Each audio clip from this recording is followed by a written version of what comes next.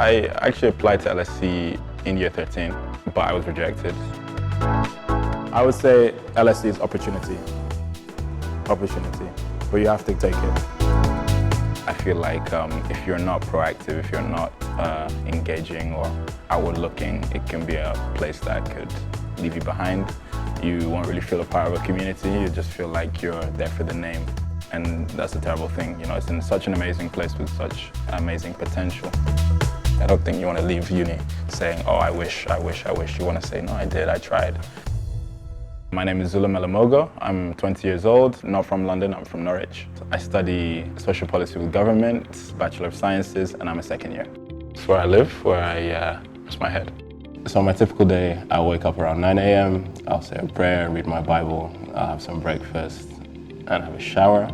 I was out there for my gap year. It's $10. Everyone asked me, where do I get it from? I said, Bolivia. They're like, oh, is that a store? I'm like, no, the country.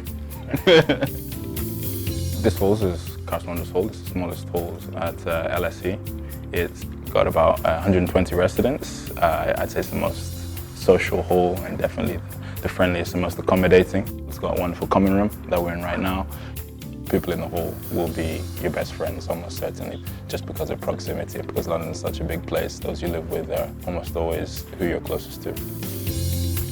I then make my way onto campus, so it's a 20-minute walk from where I live. I applied to LSE because it's the best for social sciences, and as a student who's interested in politics, there's simply no better place to be.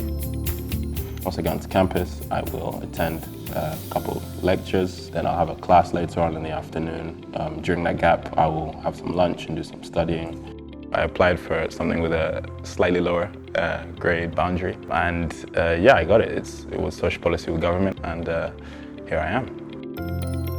During my first year, I'd say I academically excelled in the foundations of social policy.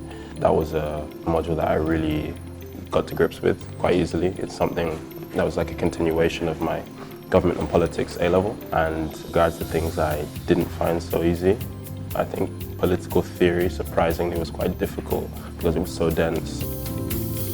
There's a module called Non-European History from Empire to Independence. That's been my favorite paper so far. It's really interesting to study just kind of different world events that weren't Eurocentric. So things like the Cuban Revolution, apartheid South Africa, the Rwandan genocide. It was just so interesting to go in depth about those because it's something I never learned at GCSE or A-level. Firstly, I think Norwich is a wonderful place and I'm very grateful to have grown up there. But I think by the time I was 18, I just had to fly the nest. Being here is a completely unique experience. You're living in the heart of London, literally. I believe my academic pursuits have really informed my creativity. Having to choreograph a piece takes a long time. Having to read an article before writing an essay takes a long time. So just kind of building up that tolerance, that perseverance has been very, very useful. Within my day, I'll usually have a rehearsal or two. So I've been involved with the Dance Society since I got here. I think it has around 300 registered members, which is quite a lot. The quality of teaching is incredible. I think it's the location. They managed to get really, really dedicated and talented teachers in from local studios. So today we got together just to go over the pieces we put on for the annual African Caribbean Society Cultural Show, Ablaze, last Friday at Shoreditch Town Hall. It was an incredible show comprised of music, dance and drama. I had the pleasure of putting together all the choreography.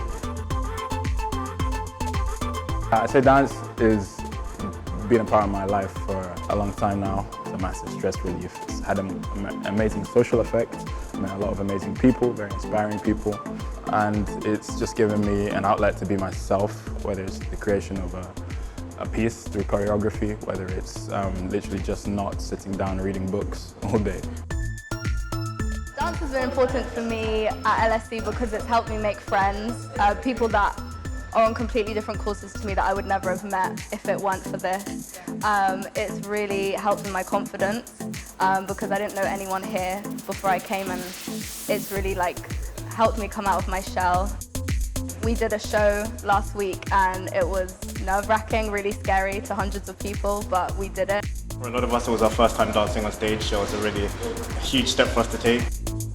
Before I came here, I heard a lot of stories that LSE was antisocial and that it's so academic, but actually I haven't found that at all, and that's because I threw myself into societies, into dance, and made an effort to make friends.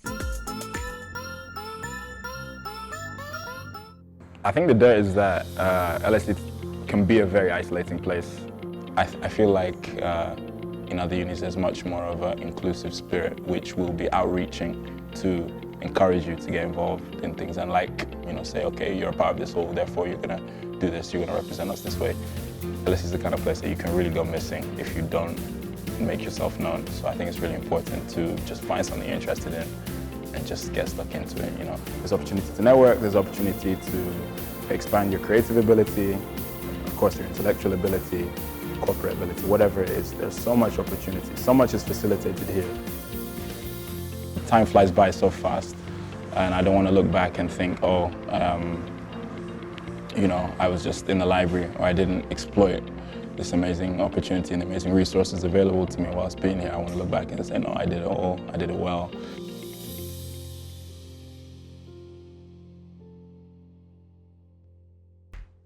If you're interested in hearing more about the world's top universities, don't forget to subscribe.